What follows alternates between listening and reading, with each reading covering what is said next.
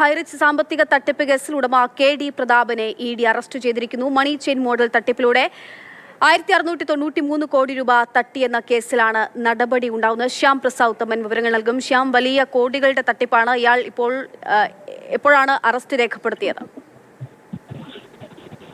Akshaya, online multi level മാർക്കറ്റിംഗിന്റെ മറവിൽ കോടികളുടെ തട്ടിപ്പ് നടത്തിയ ഹൈറിച്ച് ഉടമകളുടെ സ്വത്ത് മുമ്പ് മരവിപ്പിച്ചിരുന്നു. അതിന് പിന്നാലെയാണ് ഈ കഴിഞ്ഞ ദിവസങ്ങളിലായിട്ട് ഈ ഉടമകളെ നിരന്തരമായി ED വിളിപ്പിച്ച് ചോദ്യം ചെയ്യൽ നടത്തിയത്. അതിനു മുന്നേ തന്നെ രാജ്യമെമ്പാകെ മിക്ക സംസ്ഥാനങ്ങളിലുമായിട്ട് ED റെയ്ഡ് നടത്തിയിരുന്നു.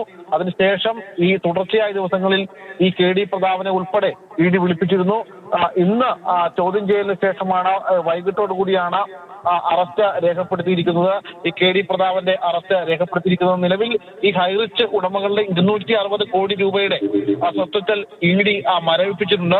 അതോടൊപ്പം തന്നെ കമ്പനി പ്രൊമോട്ടേഴ്സും നേതൃനിരയിൽ ഉണ്ടായിരുന്നവരും ഉൾപ്പെടെ ക്രിപ്റ്റോ കറൻസി ഇടപാടുകൾ നടത്തിയതായും അന്വേഷണ സംഘം കണ്ടെത്തിയിട്ടുണ്ട്. ഈ കേസുമായി ബന്ധപ്പെട്ട് കഴിഞ്ഞ ദിവസങ്ങളിൽ കേരളത്തിലും മഹാരാഷ്ട്രയിലും ഛത്തീസ്ഗഡിലും അടക്കം 14 സ്ഥലങ്ങളിലാണ് ED റെയ്ഡ് നടത്തിയത്.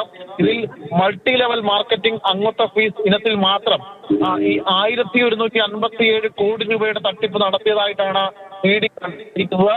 ഈ കാര്യങ്ങളടക്കം വിവരങ്ങൾ നൽകിക്കൊണ്ടിരിക്കുന്ന ഹൈറിച്ച് തട്ടിപ്പ് കേസിൽ ഉടമ KD പ്രതാപനെ ഇപ്പോൾ ED അറസ്റ്റ് ചെയ്തിരിക്കുന്നു.